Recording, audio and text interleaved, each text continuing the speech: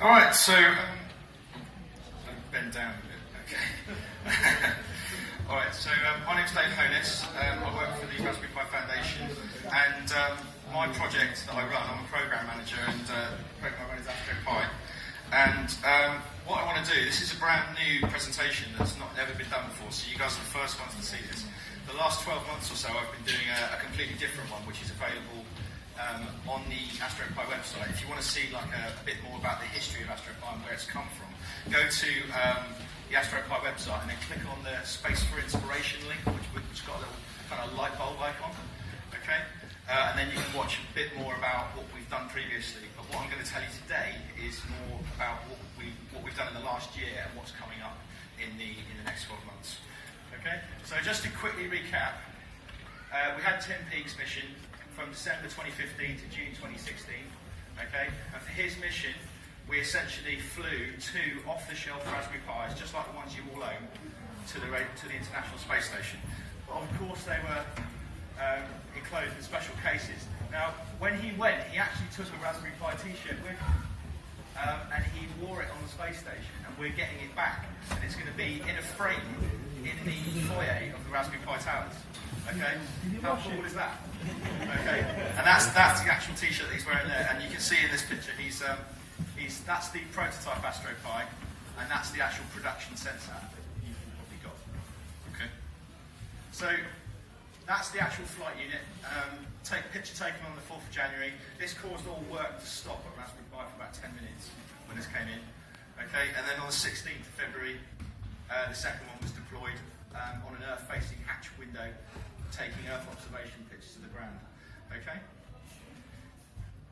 and we ran all the code from all the people who participated in the competition. Okay, Tim was very overloaded because we had a couple of extra visiting vehicles that had previously been delayed, so his workload kind of doubled in the middle of the mission, so he ended up not being able to do as much with Astro Pi as we wanted. But just before he left, this picture was taken literally about a few days before he left the space station. If you look closely, you can see he's plugging in the Ethernet cable. Okay, and that's significant because that gives us space to ground. Okay, we can actually do space to ground communication with the Astro Pi, so that's how we're going to upload code in the future. So previously, when that payload flew, it flew with 10 SD cards which had all the student-written software on it. But now we can literally SSH into it from ground. Okay, just like you do at home, that's what we can do. Okay, now, contrary to popular belief, that cable doesn't go all the way to the ground. Okay, some people say it's a £4,000 Ethernet cable, right? And that's because it's got all this clever braiding and shielding around it to stop any kind of radiation, which is what they need on the space station. I wanted to actually just quickly show you how this space-to-ground link works, because I think it's interesting. So that's what I'm going to do. I'm just going to quickly go over how that link works. Okay. So firstly, they plug it into this Ethernet switch. Now, that is actually an Ethernet switch. Now, any of you who've ever been working in like a festival kind of IT environment have probably seen this kind of switch. Okay, it's called an M12 connector switch. So these connectors on the side here, those are M12 connectors, and they plug into here. And it's basically like a very hard-wearing industrial Ethernet port switch. Okay. Now, what they do up there, that adapter takes it from M12 to RJ45, and then that cable just goes off to the Astro Pi. Okay. And then this diagram, don't worry about if this looks really complicated. I'm going to talk you through it. This is actually how we get to the ISS from ground. So everything up there, that's all the space station, and this is all ground down here. So when we get your code, when you submit your code for the Astro Pi competition, it's loaded onto one of these laptops. They open up a VPN to this thing in Germany called the MPCC ground node, and that's at the German European Astronaut Centre, okay, in Cologne, in Germany. That is this computer is always on a VPN to this thing across the Atlantic in America called HOSC, and that allows you to talk to this space-to-ground link network of satellites and ground stations. Okay, and that is using something called Q-band radio, okay, which is a way of actually sending binary ones and noughts across a large radio link. That's then received by the KCU in the US lab, and then this backbone here is the JSL, which stands for the Joint Station LAN, and that's what we're plugged into. The Hirschman switch, which we're on, is plugged into that backbone network, and all of the Russians use it, the Americans use it and the ESA use it. Okay, and then basically there we go. There's Tim with the Astro Pi. So that's what we do. Your code goes on there, and they literally just do an SCP. Okay, and it goes up here, along there, and then back. That entire process takes 700 milliseconds. Okay, and they can do gigs and gigs of stuff through this. Okay, so it's not like, you know, a lot of people say it's modem speed. That's only when they're browsing the internet. But that link there is actually pretty high speed, and they can do like high resolution videos and all kinds of cool stuff. Okay, and also the output of your student programs, like if you've recorded a video or you've taken loads of images, they can all come down through that link as well. So they send your code up, they set it running. Oops, they set it running, and then sorry, these gloves are a little bit clumsy. They set it running, and then after the code's finished running, you go back in and just SCP it back out. And then you get an email from us with whatever files you generate on the ISS contained in it. Right? Now, we did all the certification for this during Tim's mission. Okay? And this is kind of unprecedented. AstroPi actually holds the record for the fastest payload to ever be certified for the JSL. Okay? Now, that's actually not just down to us, it's down to the European Space Agency and some non-educational uses of it that they have come up with. Now, it might surprise you to learn that ESA doesn't actually have any like general purpose computers up there. So all the actual PCs and laptops that the crew use are actually owned by NASA. So anytime they want to do anything that involves any kind of specialised work on a computer, they have to coordinate with NASA. Now they've got this educational payload with a general purpose Linux box, and you can see some ideas start popping into their head. Now there's two things that got us onto the JSL, which I'm going to mention now, and one of them, all the IT people in here, is going to cause your eyebrows to raise up. So firstly, this one's quite benign. This is called delay tolerant networking. Now some of you might already know about this. Now this is actually a diagram of how the links work between the satellites and the ground stations. So if you look at these, imagine each one of these link circuits is a satellite.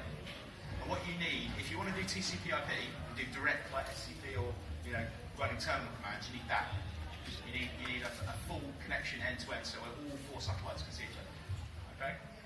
Now, what you might have on the space station is a lot of data that you need to send down to the ground. And they have this kind of Dropbox-like interface, which is called delay tolerant networking. And what it does, each of these satellites has the ability to cache data that's in transit.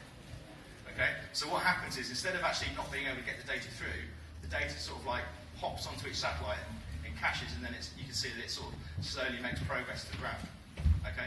And they've actually installed that on the Astro Pi as well. And what they're going to do is they're going to plug a really big USB hard drive into it, and then the crew are going to remotely copy files onto it, and that gets synced to ground, a bit like a Dropbox folder. You see what I mean? So the actual Astro Pi is also contributing to the daily operations of the ISS. Okay? Now this is the one that's going to make you all surprised. Who knows what those two do? Okay. Now, these are basically network scanning tools.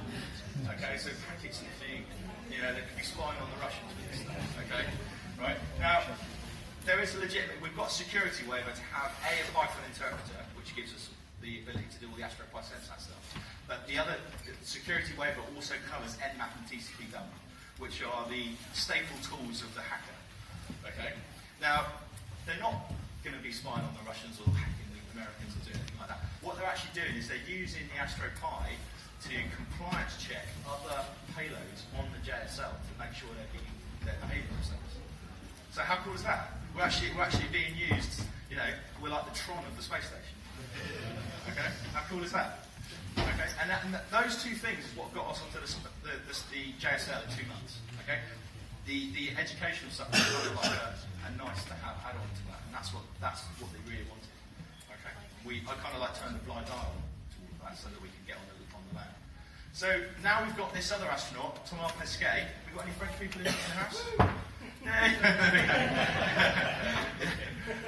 So Thomas Pesquet went up in November and he's coming back down in June. So he's up there right now. We've run a new AstroPi competition for him.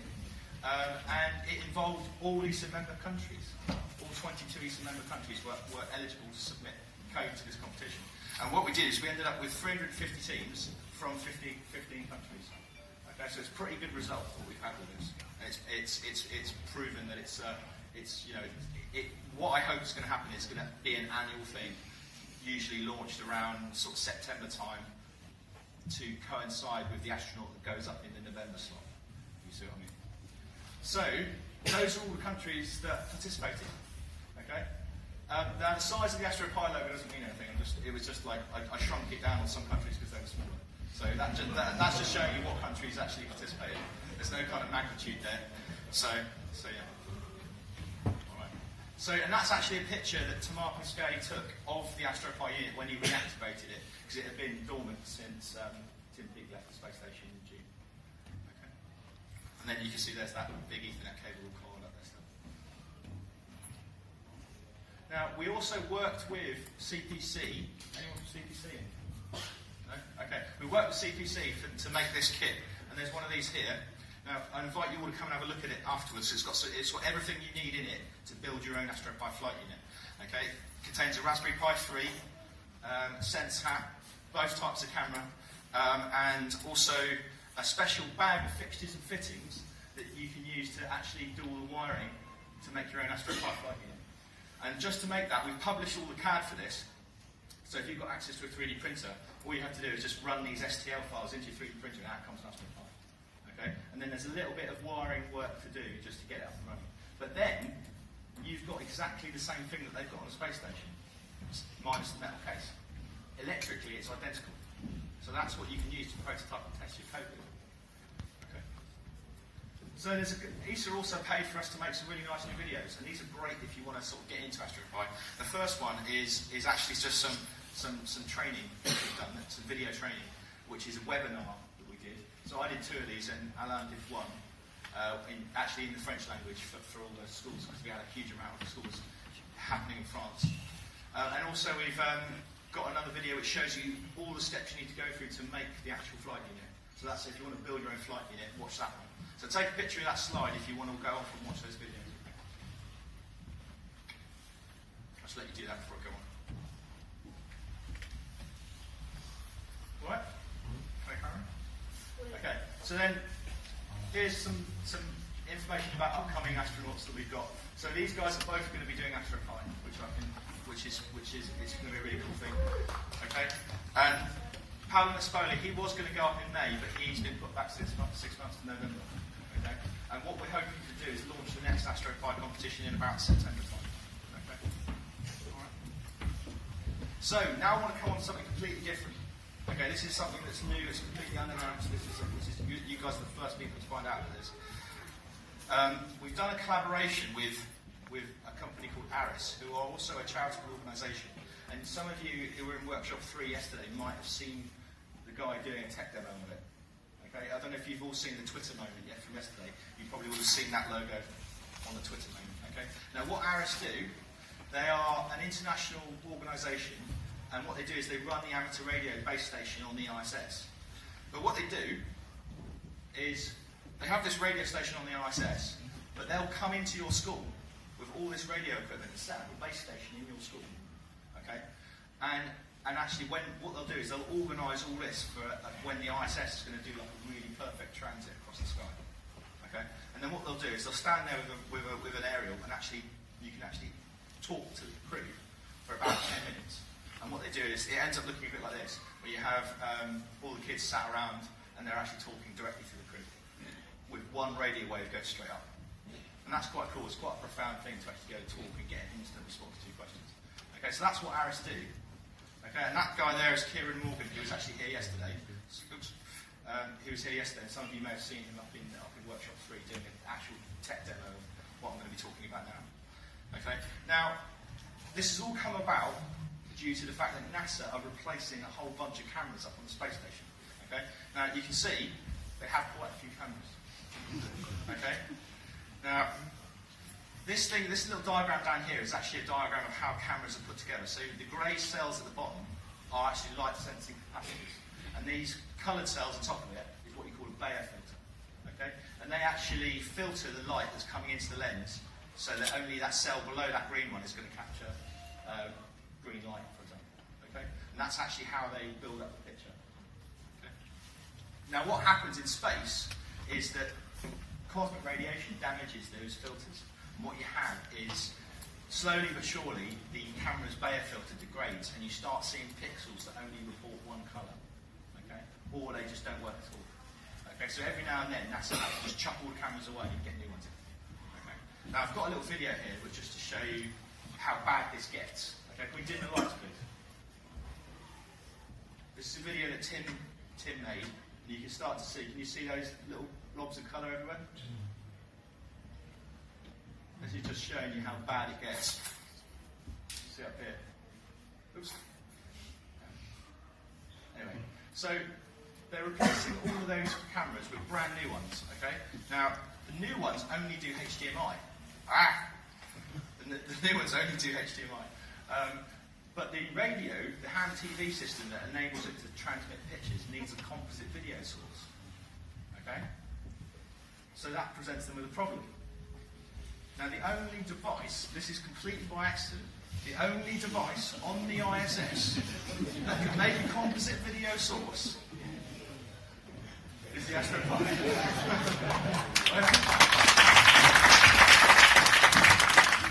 And this happened completely by accident. What actually happened is Aris came to us and said, can we borrow your payload to test it with our radio? And ESA said no, because ESA actually owned the payload, and what they didn't want to happen was a conflict where, whilst Aris were trying to use it, whilst we wanted to use it for educational student software. So what ended up happening was we've now worked with Aris. We've actually just manufactured 4 brand new Astro Pi units for them, okay, as our contribution to this activity. And what we've got is we've got 4 units, and they've actually got in them the Pi 2 1.2, whereas Tim's units had the B+ in them, because that was the latest Raspberry Pi when we started the qualification campaign for his flight. So they're actually going to have these are going to be slightly more powerful Astro Pis, and the reason for that is they need a lot of processing power for the application. Okay, so we've got one that's going to fly to the ISS, one's going to sit in a box at NASA Johnson for the flight to there. Then you're going to have one that's going to be used for crew training, and then the other one Aris keeps the development and testing. Okay, and that's actually a picture of it in the workshop yesterday. It's up in workshop 3. Kieran set it up, and you can see there the composite video port is being used. Okay. Now, I've also got a video of it actually, what you see. So there'll be a transmitter just out of shot below this, and then the receiver looks like this. So that's actually Sam Aaron giving his workshop yesterday. Okay. And you can see it's actually quite good quality. That's actually TV quality, so it's I think it's 768 by 576 resolution. Okay. But that's basically what the kids would see when the Astro Pi is filming the Astro Pi. Okay. And that's the little receiver unit that they've got, and it's actually just running on Windows 10. Okay. Now, what's also got Aris really interested in this is the possibility to do a whole new kind of radio contact. So before, what they would do is they would turn up in the school, do a bit of educational outreach about analog radio and things like that, and then the contact would happen and the kids could ask their questions. But now what they're thinking of doing, because they're going to have a dedicated computer attached to the radio, and they've never had that before, they're thinking about a whole new kind of radio contact where prior to the school contact, Raspberry Pi Foundation go in and do a bit of computer science teaching, and then they write some code which gets sent to space, and then whilst the ISS is flying over the sky, they press the button and the kids see that code coming over the space to go and leave. How cool is that? Okay, that's potentially the new. We're looking at shakedown of that whole approach in about January of 2018. Okay, so what this also means, everybody, is that we have another launch to look forward to. Okay, so there will be another Raspberry Pi going up on a rocket, and I'll try and give you all as much as know. We don't know actually which one it's going to go on yet. It'll either be a Cygnus spacecraft, or it will be potentially we might get on a Dragon. We don't know yet. All right. So that's basically what's happening now with Astro Pi, and I think I might have some time for questions now. You can ask me anything. And there's if you want to take a photo, there's our Twitter account. Okay. Any questions? Yeah. How big is the distance which would be taken to the school to track the satellite? How big's the satellite dish to communicate up? You can do it with a directional area. You can do it with the Yogi. It's quite a big one, but I mean, Goon Hilly also track it with a 5-metre dish. but that's like a huge, really big sort of industrial sort of cascade one.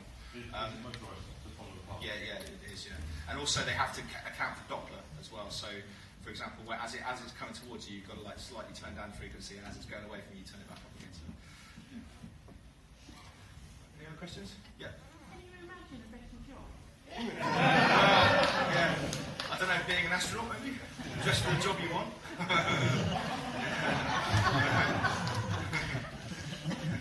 Anyone else? How much time have I got left? Oh, another 5 minutes at least. Oh, okay, cool. All right. I was just going to say, I actually had the privilege of doing it with, of making the link to Thomas Pesce last Saturday. So for 10 minutes with the youngest child who asked a question was 4 years old, the oldest 11. They were asking things like, is it dark in space? Does it rain in space? And we tracked, so the satellite dish that we had, we used Goonhilly, their one, we picked up the link and streamed it using a Raspberry Pi onto the projection screen. And we had a second dish, which was about the same size as what you used to pick up BBC, but with a motorized system. And we tracked that and we called it ourselves for about 3 minutes overhead. And again, a Raspberry Pi to put the stream onto the screen. So I still have the hair standing on it.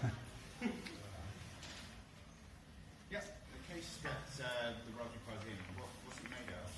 It's made of 6063 aerospace aluminium, which is a kind of alloy, it's kind of a little bit of a soft version of aluminium. It dents quite badly if you drop it, for example. But in space, obviously, there's no gravity. It doesn't really matter. But it's also slightly resistant to ESD, and obviously they're floating around up there, and the air is really dry because of all the air scrubbing systems, and they could end up with like 4,000 volts of electricity in static, and then if they touch it, it's not going to sort of really zap. But you can make it out of anything. I mean, I've seen people make them out of the 3D printed one out of sintered metal, if you know what I mean. But most people, when they print them, they just use ABS or PLA. Anyone else? Anyone at the top? Can't see. Okay. All right. Well, should we wrap it up then?